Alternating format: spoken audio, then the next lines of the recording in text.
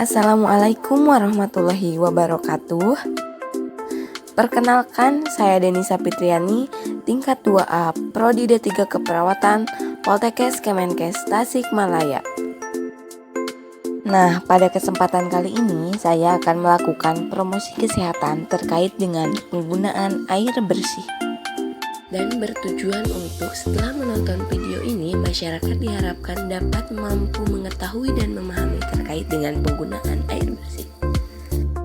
Nah, adapun materi yang akan saya sampaikan pada kesempatan kali ini adalah yang pertama, pengertian air bersih, yang kedua, syarat-syarat air bersih, yang ketiga, kegunaan air bersih, dan yang terakhir, sumber dari air bersih. Nah, apa sih yang dimaksud dengan air bersih? Air bersih adalah air yang digunakan untuk kebutuhan sehari-hari yang memenuhi syarat tertentu dan aman untuk digunakan atau dikonsumsi. Nah, air bersih juga memiliki syarat-syarat tertentu. Yang pertama, tidak berasa, tidak berbau, tidak berwarna, dan tidak adanya mikroorganisme. Tidak berasa, air bersih yang layak dikonsumsi bisa tidak berasa atau berasa tawar tanpa ada tambahan rasa pahit, asin, atau getir. Selanjutnya, tidak berbau. Air bersih selayaknya tidak berbau, apalagi berbau menyengat jika dicium. Terlebih jika air tersebut berada di tempat yang mempunyai bau tidak sedap atau asam. Sudah pasti air tersebut tidak dikatakan sebagai air bersih. Tidak berwarna, artinya tidak ada warna yang ikut tercampur ke dalam air. Warna yang tercampur di dalam air dapat dicurigai sebagai suatu unsur berbahaya yang dapat mengganggu kesehatan. Limbah pabrik yang langsung dibuang ke sungai tanpa proses terlebih dahulu, atau warga yang sering membuang sampah ke sungai secara sembarang, merupakan beberapa kasus yang dapat mengubah warna air. Nah, dan yang terakhir, tidak adanya mikroorganisme. Air yang bersih dan sehat bisa mengandung beberapa zat yang baik untuk kesehatan. Nah, yang selanjutnya adalah kegunaan dari air bersih. Nah, apa aja sih kegunaan-kegunaannya? Yang pertama adalah memenuhi kebutuhan cairan dalam tubuh. Karena sebagian besar tubuh manusia terdiri dari cairan, maka tubuh sangat membutuhkan asupan cairan yang mencukupi. Asupan cairan ini didapatkan dari minuman dan makanan yang mengandung cairan. Yang kedua, menjaga kesehatan dan kesegaran tubuh. Air dapat membantu untuk mengurangi panas terlebih pada tubuh. Ketika kekurangan cairan, tubuh akan merasa lemas dan tidak bugar. Kandungan mineralnya sangat baik untuk kesehatan. Dan dari air bersih yang selanjutnya adalah membersihkan badan. Manfaat air bersih lainnya adalah untuk membersihkan badan dari kotoran. Masih banyak orang, terutama daerah pinggiran, berpikir bahwa mandi menggunakan air sungai saja sudah cukup untuk membersihkan badan.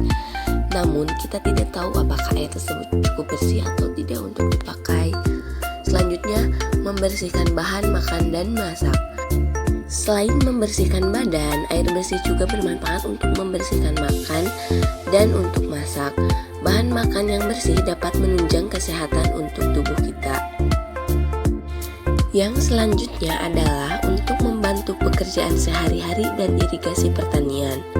Air bersih juga bermanfaat untuk membantu pekerjaan sehari-hari, seperti pekerjaan rumah tangga. Air bersih juga digunakan untuk mencuci pakaian dan perabotan rumah tangga. Dengan menggunakan air bersih, pakaian yang kotor bisa menjadi bersih dan kotoran yang tadinya menempel di pakaian yang menjadi sumber penyakit bisa hilang sehingga pakaian menjadi layak untuk dipakai.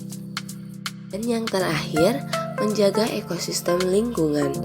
Selain manusia, air bersih juga bisa dimanfaatkan untuk menjaga ekosistem lingkungan. Misalnya, air bersih dapat memelihara biota air sungai dan digunakan untuk irigasi serta budidaya perikanan. Sumber dari air bersih. Nah, apa aja sih sumber-sumbernya? Nah, yang pertama adalah air hujan. Air hujan berasal dari air permukaan bumi yang diluapkan oleh sinar matahari. Air permukaan tersebut berupa air sungai, air danau, dan air laut. Sinar matahari matahari merupakan air permukaan tanpa membawa kotoran yang terdapat di dalam air. Setelah proses penguapan, air mengalami proses kondensasi, di mana air yang menguap tersebut berubah menjadi air hingga terbentuklah awan. Lama-kelamaan awan tersebut menjadi jenuh dan turunlah titik-titik air hujan. Selanjutnya adalah air permukaan. Air permukaan adalah air hujan yang turun di permukaan bumi dan berkumpul di suatu tempat yang relatif rendah seperti sungai, danau, dan laut. Air permukaan yang bisa dimanfaatkan adalah air sungai. Yang selanjutnya adalah air tanah. Air tanah adalah air yang berada di dalam tanah. Air tanah dibagi menjadi dua, air tanah dangkal dan air tanah dalam. Air tanah dangkal merupakan air yang berasal dari air hujan yang diikat oleh akar pohon. Air tanah ini terletak tidak jauh dari permukaan tanah serta berada di atas lapisan kedap air. Sedangkan air tanah dalam adalah air hujan yang meresap ke dalam tanah lebih dalam lagi melalui proses absorpsi serta filtrasi oleh batuan dan mineral di dalam tanah. Sehingga berdasarkan prosesnya air tanah dalam lebih jernih dari air tanah dangkal. Air tanah ini bisa didapatkan dengan cara membuat sumur. Nah, yang terakhir sumber dari air bersih adalah air dari mata air.